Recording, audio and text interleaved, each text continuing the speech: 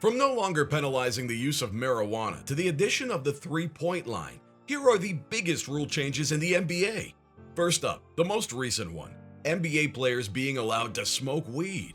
Puff, puff, shoot. Yup, it was reported by The Athletic that the NBA, after a new labor agreement with the Players Union, has allowed its players to use marijuana. This is a historic achievement for some of the weed activists in the league, which includes Kevin Durant, who have actively tried to legalize marijuana. Now, it seems that this hard work has finally paid off because the NBA has reached a tentative agreement, based on which the players will not be tested for marijuana anymore. Of course, it still needs to be ratified by the players and the league itself, but given how much work has gone into it, most with the knowledge of the deal expect it to go through. It will contain a clause based on which not only will marijuana be removed from drug testing in the NBA, but the penalty for its usage will also be removed. Before this, players were asked to pay up to $25,000 for second violations, and a third violation came with 5-game bans. However, the term sheet still needs to be finalized, and then the final decision will be announced by the NBPA once that is done. All I know is J.R. Smith will be sitting somewhere regretting his decision to retire already. He got all that hate for absolutely nothing. What impact this rule change will have on the NBA is a totally different story. Franchises will hope that players don't show up to games high. That said, there have been other rules that changed the game dramatically, like the shot clock adjustment after rebounds. This is another relatively new change in the NBA.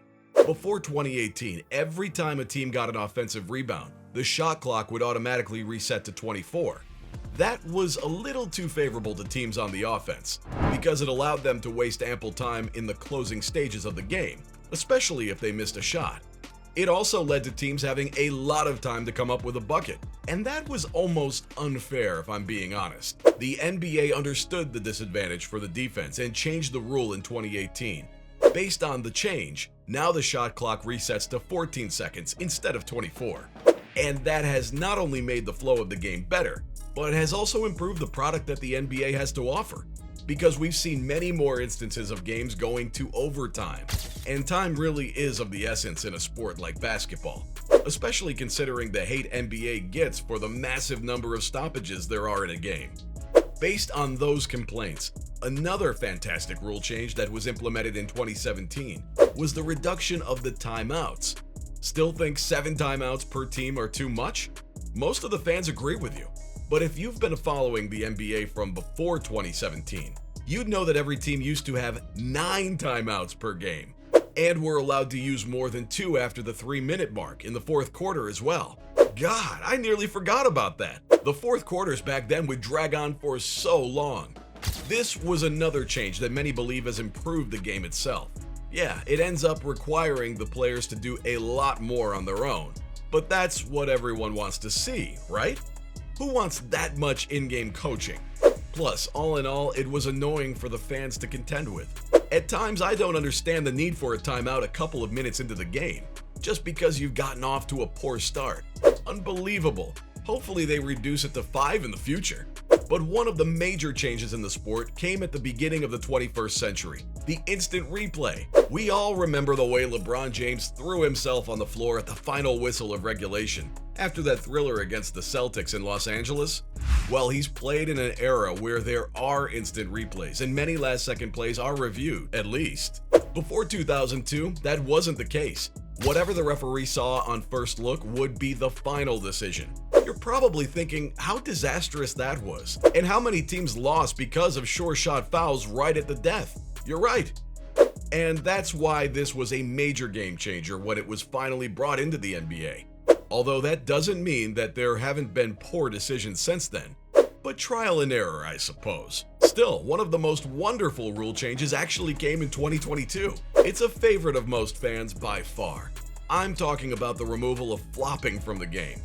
As important as it was to identify the fouls that actually do take place, the NBA realized that they had a much bigger problem at hand. Now flopping became such an important part of the game that referees actually had no choice but to fall for it.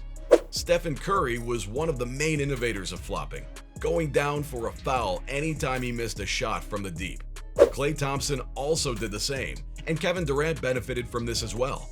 Very quickly, the NBA became a shooters league, and almost every jump shot would become an and one, sometimes leading up to 4-point plays, where the defenders hadn't even fouled the shooter. James Harden and Trae Young in particular started drawing fouls with nearly little to no contact. Fortunately, from 2022 onwards, flopping has become strictly forbidden. Again, this hasn't only made the game better because now fans don't have to worry about silly fouls and players diving, but also has made the NBA an even field for the defenders. Hopefully the next rule they bring in is some sort of penalty for players who fake contact. But before this era, the NBA was known for defenders getting away with major violations. Yup, and to fix that, the NBA banned hand checking. It happened back in 2005, and the impact was almost immediate. Zone defense was back in the game. But along with that, hand checking had become a major issue. So with this rule, things evened out. Teams struggled to score as freely as they used to earlier, and offensive superstars just couldn't express themselves as freely as they would like to. Most famously, Mark Cuban called out the NBA over hand checking, because the Pistons took advantage of the rules and defended Kobe with ease in 2004. But when the rule was implemented in 2005 and hand checking became strictly monitored, the NBA saw a boom in offensive numbers. It was a fantastic decision from the NBA, and it worked wonders, truly. But it has nothing on the biggest rule change which came about in the 80s, the three-point line. And while it came into being in the 80s and evolved over the next 30 years, its true significance didn't become obvious until the 2010s, when Steve Kerr and his Warriors side changed the game completely. The effect, though, was instant. It led to relatively high-scoring games in the 80s, and over the next decade, the NBA also saw an influx of good shooters, which meant shorter players were also favored in the drafts. Larry Bird, even though he wasn't exactly short, ended up benefiting big time during the 80s.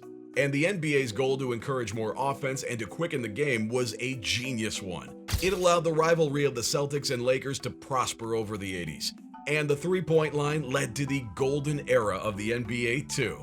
Then Steve Kerr came along and became one of the most gifted shooters, winning multiple rings, before taking up coaching with the Golden State Warriors in the 2010s. There he found the Splash Brothers, Steph Curry and Klay Thompson. Thanks to those two, the NBA has completely changed, and beyond the arc marksmen have become an integral part of every team's offense. It's also an extremely successful ploy. After all, it led to the Golden State Warriors dominating the last 8 years, winning 4 titles. So from the birth and evolution of the three-point line to players being allowed to smoke weed, these were the biggest rule changes in the NBA.